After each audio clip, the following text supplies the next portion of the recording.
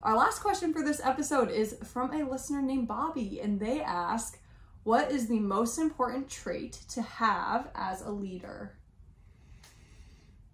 Juicy question, because there's a lot of them. Yeah. But what's the most important? The most important trait. I have a feeling you're going to answer, and then you're going to... This is what's going to happen, listeners. Dylan's going to answer. He's going to talk through the whole thing, and then he's going to say, oh, but actually it's this. And then he's going to have another answer as well. Well, for that, wow, okay, I'm going to do the opposite. only because you said that.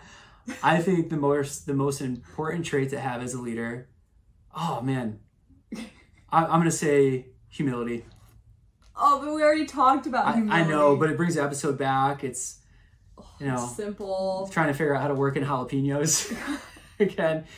But always eat jalapenos and be humble. But it's humility. And it goes back to what we said in the previous answer, that a lot of us, we don't have the answers. And a lot of people get confused by that like confidence means that you have the answer, and studying means that you have the answer, and science means that you have the answer. It means that we're closer to the answer, right? There's only a few things in science that have become a law because they've been shown to have that result over and over and over and over and over and over again. But anything that's not a law in the science area, it just means that it's a closer likelihood that is the actual answer. Mm-hmm. But we don't really know 100% all the time that is the best answer. So in leadership, oftentimes we make decisions and we try to make the best decisions that we can, but we have to have the humility that we're not always going to be right, and that someone on the team is going to have a better approach or a better solution than what we have. And the best leaders are exercising humility because they realize that they need a team and they need community in order for it to work. And some of the best leaders are the best at delegating things appropriately to the people that are positioned to be the best at those things. Mm-hmm. And that takes humility to say, hey, I have a weakness as a leader. Like, I'm going to be vulnerable in front of this whole group of people that I'm leading to admit that I have faults.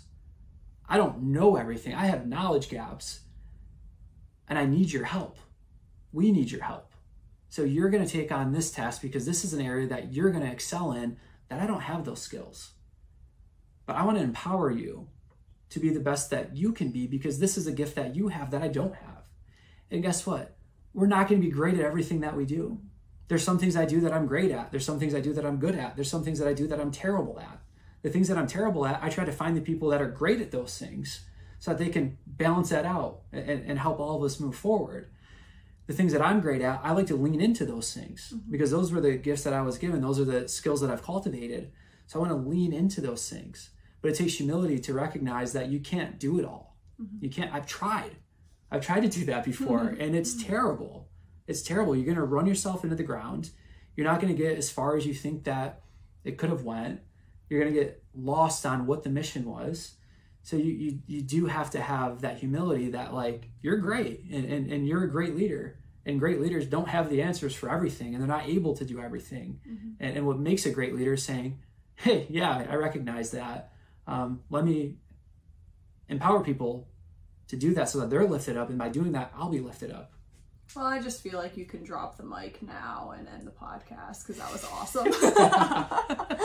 No, in all seriousness, as you were talking, I was like, gosh, it really does come down to humility, because I was thinking like, oh, you need to have a team around you. You need to, be a servant leader and all these things. And you just like summed that all up, but with one word of humility, which is really cool.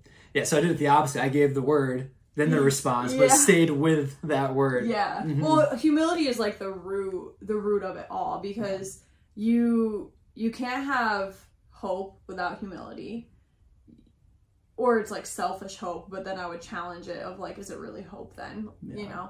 And you can't have love without humility. You can't have teamwork without humility. And honestly, you can't be a great leader without humility. And we have talked about Pastor Craig Groeschel many times on this podcast, but we love listening to him. We love his work with his church, but we also love his work with the Global Leadership Summit. And he always says, like, everyone gets better when the leader gets better. And I think it really takes humility to grow as a leader, because you almost think like, oh, I need the people around me to grow, and you can forget that, like, hey, you need growth too. We all need growth. And so I think summing up this whole podcast, where you're at in your health journey, where you're at in your wholeness journey, where you're at in your hope journey, maybe having a humility check, having a leadership check of, there's always people around you that you're leading, and there's always people around you who you're following. But regardless, like, part of it is getting better. So if everyone around you can get better because you're getting better, that makes for a better world. Yeah. And humility leads to congruency. Mm-hmm. If you're expecting your team to get better and you're pushing them to get better, but you're sitting on your butt and not improving any area of your life, why would they follow? Like, why would they want to do that? Mm-hmm.